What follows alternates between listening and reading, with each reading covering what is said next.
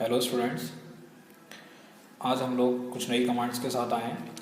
अभी हम लोग क्या कर रहे थे, मॉडिफाइंग टूल बार चल रहे थे, यानी कि मॉडिफाइंग कमांड चल रही थी। इससे पहले हम लोगों ने ड्रॉ कमांड देख ली थी और अब हम लोगों की मॉडिफाई कमांड चल रही है। ठीक है, तो मैंने इससे पहले वीडियो में 2 मॉडिफाई कमांड आप लोगों को बताई थी। ठीक है, और आज भी मैं आप लोगों को 2 कमांड बताऊंगा इसकी मॉडिफाई की। मैंने आप लोगों को कॉपी कमांड बता दी थी और साथ में मूव कमांड बता दी थी। जब दोनों कमांड्स मैंने आप लोगों को बता दी थी किस तरीके से हम लोग कॉपी करते हैं अपने पर्टिकुलर ऑब्जेक्ट्स को, कि एक ऑब्जेक्ट की कितनी सारी कॉपियाँ बना सकते हैं और कैसे हम एक ऑब्जेक्ट को यहाँ से प्लेस करते हैं दूसरी जगह वो प्लेस कर सकते हैं, यानी कि मूव करा सकते हैं। ठीक है, तो आज हम लोग थर्ड कमांड देख रहे हैं अपने मॉडिफाइंग टूल बार्स में।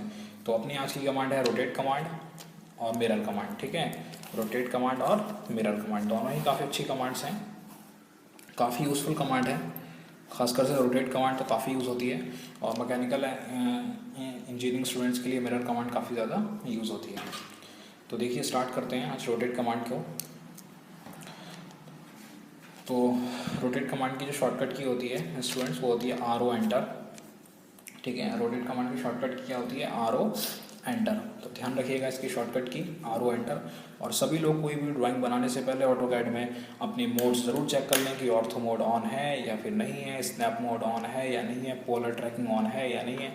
अगर पोलर ट्रैकिंग किसी को नहीं पता है तो पोलर ट्रैकिंग का वीडियो अलग से बनाएंगे, पोलर ट्रैकिंग के बारे में बताएंगे, स्नैप मोड के बारे में बताएंगे, ऑर्थो मोड के बारे में पहले आप लोगों को बता दिया गया। सभी लोग वीडियो देखा करें ध्यान से, जो बच्चे वीडियो नहीं देख रहे हैं उन लोगों को प्रॉब्लम्स आएगी, क्योंकि अब आप लोगों का ये जितना थ्योरी पोर्शन है वो अभी कवर हो जाएगा ऑनलाइन क्लासेस में, जब तक ऑनलाइन क्लासेस चलेंगी।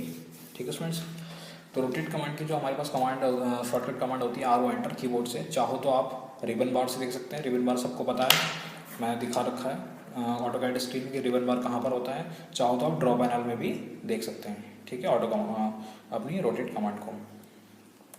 देन इसके बाद क्या कह रहा है, सेलेक्ट ऑब्जेक्ट एंटर, यानी कि ऑब्जेक्ट को सिलेक्ट करिए। तो जैसे मैंने कॉपी कमांड में आप लोगों को बताया था कैसे हम ऑब्जेक्ट को सेलेक्ट करते हैं। ठीक है, राइट क्लिक करते हैं अपना, उससे हमारा ऑब्जेक्ट क्या होता है, सेलेक्ट होता है। उसके बाद क्या करिए, इसमें एंटर करिए बेटा। उसके बाद स्पेसिफाई करिए बेस पॉइंट। तो बेस पॉइंट का भी मैंने आप लोगों को बता रखा था कैसे हम लोग बेस पॉइंट देते हैं। ठीक है, ये भी मैंने आप लोगों को बता रखा था। उसके बाद करिए स्पेसिफाई द रोटेशन एंगल, भाई कितने एंगल से आपको रोटेट कराना है पर्टिकुलर को, तो उतना रोटेट करा दीजिए। ठीक है, ये सारी चीज़ें होती हैं इसके अंदर, ये कमांड्स हैं हमारी। तो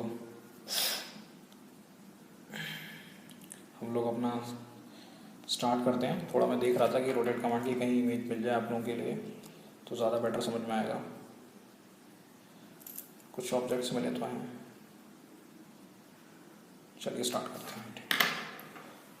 हाँ, तो देखिए सबसे पहले हम लोग ऑटोकैड क्या पढ़ रहे हैं, 2D ऑटोकैड पढ़ रहे हैं हम लोग। ठीक है, कौन सा ऑटोकैड पढ़ रहे हैं हम लोग, 2D ऑटोकैड पढ़ रहे हैं। तो इसमें एक एक्स एक्सिस होगी और हमारी क्या होगी, एक वाई एक्सिस होगी।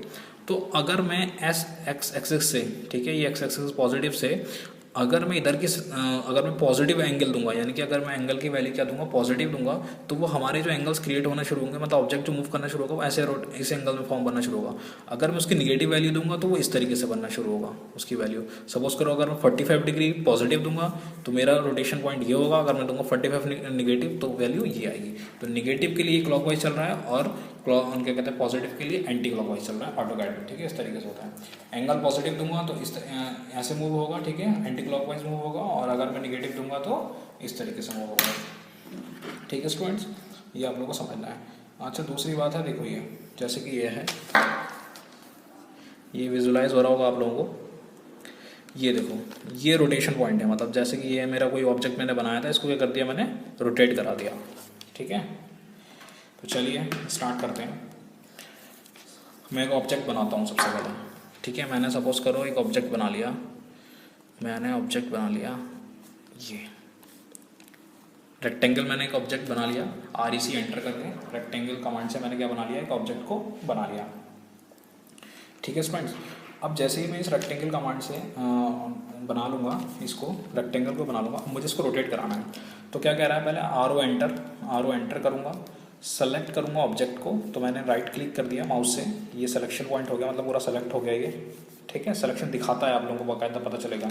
फिर स्पेसिफाई द बेस पॉइंट, मैंने बेस पॉइंट बताया था जिसके अबाउट आपको रोटेट कराना है, जिस पॉइंट के अबाउट आपको कॉपी करानी है, सारी चीज़ें जिस पॉइंट के अबाउट मूव कराना है वो बेस पॉइंट होता है। तो मैं सपोज कर लेता हूँ ये मेरा बेस पॉइंट है, मैं इसके अबाउट इसको रोटेट कराना चाहता हूँ,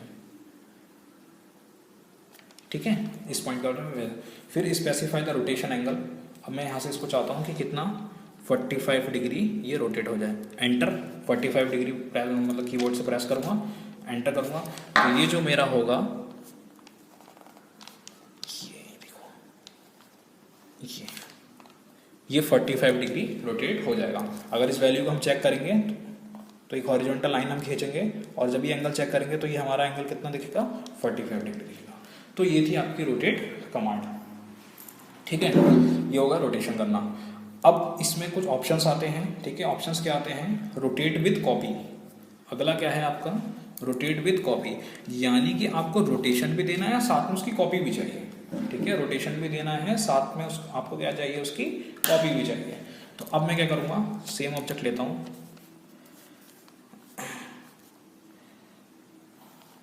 REC एंटर करूँगा, एक रेक्टेंगल बना लूँगा, ठीक है, मैंने रेक्टेंगल बना लिया। अब मैं क्या करूँगा,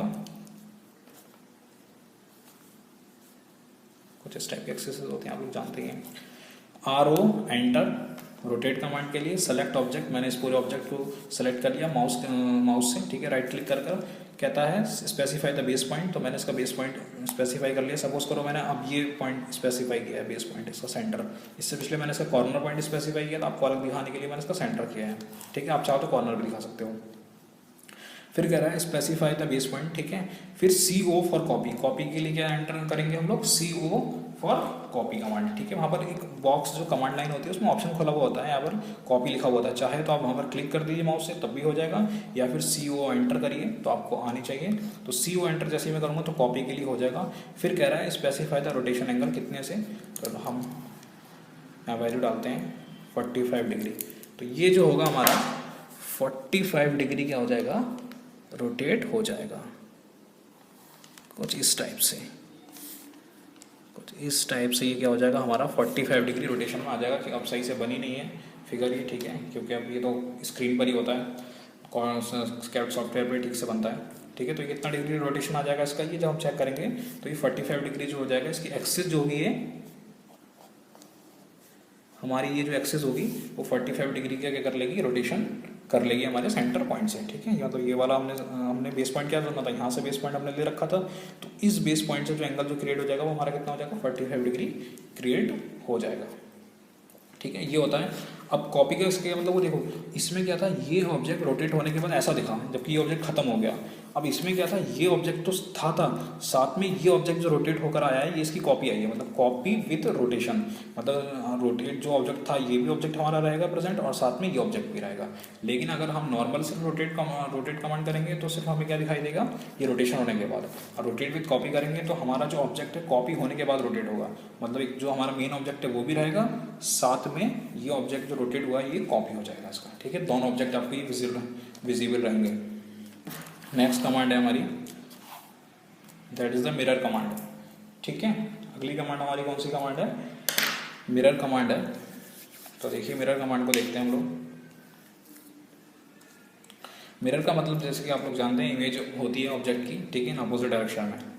तो देखिए इसकी शॉर्टकट की है MI enter, select object enter, specify the first mirror point of a line, specify the second mirror point of a line. ये काफ़ी इंपॉर्टेंट है। सपोज करो मैंने ये ऑब्जेक्ट बना लिया, लाइन से मैंने ऑब्जेक्ट बना लिया ये, ठीक है। आप ये ऑब्जेक्ट बना सकते हैं ऑटोकैड में, कोई बड़ी बात नहीं है। जैसे कि अगर मैं बताऊं तो मैं लाइन कमांड एंटर करूँगा, क्या करूँगा, L एंटर लाइन कमांड लूँगा, यहाँ से एक लाइन खींचूँगा, फिर यहाँ से एक लाइन खींचूँगा, फिर यहाँ से एक लाइन खींचूँगा, यहाँ से यहाँ से यहाँ से यहाँ से इस तरीके से मिला लूँगा। चाहे तो वैल्यू देकर भी बना सकते हैं। सपोज करो ये आपने कुछ 10 mm दे दी, ये 10 mm दे दी, मान लो ये आपने दे दी कितना 3 mm दे दिया, ये 3 दे दिया, ये फिर 4 दे दिया, जो भी है वो बैलेंस करके आप अपना कर सकते हैं, ठीक है।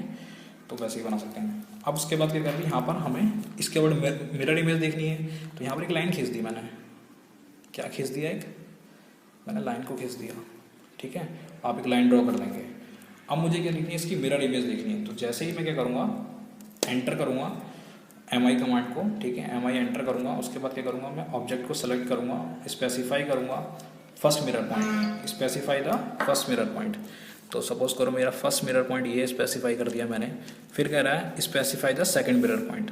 तो वो सेकंड मिरर पॉइंट को जैसे ही मैं करूँगा तो क्या होना हो जाएगा, शुरू हो जाएगा, इसकी कुछ मिरर इमेजेस बनना शुरू हो जाएंगी। इसकी क्या शुरू हो जाएंगी, हमारी मिरर, सॉरी ये तो अलग बन गया कुछ, चलिए हम नेक्स्ट वो लेंगे अभी, ठीक है। उसकी कुछ मिरर इमेज बनना शुरू हो जाएगी, समझ गए। चलो कोई और ऑब्जेक्ट लेते हैं हम लोग।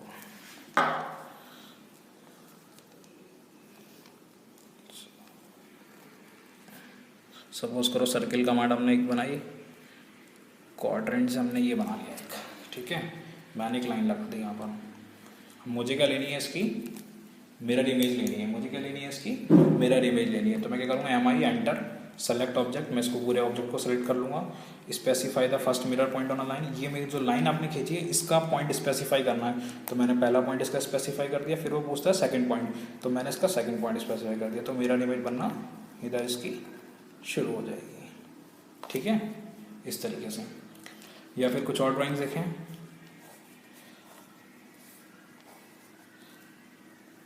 सपोज करो मैंने ये ड्राइंग बना ली, ठीक है। अब मुझे सेम ये दोनों सर्कल इधर चाहिए, तो मैं क्या करूँगा, एम आई एंटर करूँगा, सेलेक्ट करूँगा ऑब्जेक्ट को, इन दोनों को सेलेक्ट कर लूँगा, फर्स्ट मिरर पॉइंट मतलब ये ले लूँगा एक मिरर पॉइंट, और सेकंड मिरर पॉइंट ये ले लूँगा। तो ये दोनों सर्कल कहाँ बन जाएंगे, यहाँ पर बन जाएंगे, इसकी मिरर इमेजेस आ जाएगी, जस्ट इसकी मिरर इमेज। तो इसलिए मिरर कमांड यूज़ रहती है, ठीक है। अब मैं आपको एक खास बात और बताता हूँ, बड़ी अच्छी है। देखो ये हो गया मिरर कमांड सिर्फ ऑब्जेक्ट की। अब आप लोगों को टेक्स्ट लिखा हुआ है, ठीक है, अगर मान लो आप लोगों का नाम लिखा हुआ है या एम्बुलेंस लिखा हुआ है, कुछ भी टेक्स्ट लिखे हुआ है, तो उसकी मिरर इमेज कैसे होगी। तो उसके लिए एक अलग हमारे पास मोड होता है जिसे ऑन करना पड़ता है। उस मोड का नाम मैं लिख दे रहा हूँ। ये मिरर का ये कमांड आप लोगों को बहुत कम लोग बताएंगे, बट मैं बता देता हूँ।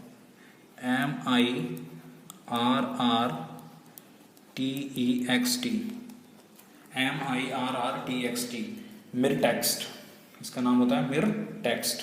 क्योंकि हमें अब जो मिरर इमेज लेनी है वो कैसे लेनी है, टेक्स्ट की लेनी है। टेक्स्ट का मतलब क्या हो गया, जैसे कि अपना नाम लेना है, ठीक है। टेक्स्ट का मतलब क्या हो गया, मान लो इस मुझे अपने नाम की क्या लेनी है, मिरर इमेज लेनी है, तो इसके लिए मुझे क्या यूज़ करना पड़ेगा, मिर टेक्स्ट, ठीक है। तो मैंने क्या एंटर किया कमांड लाइन में अपने कीबोर्ड से, MIRRTET टेक्स्ट, मिर टेक्स्ट। अब उसके बाद क्या होगा,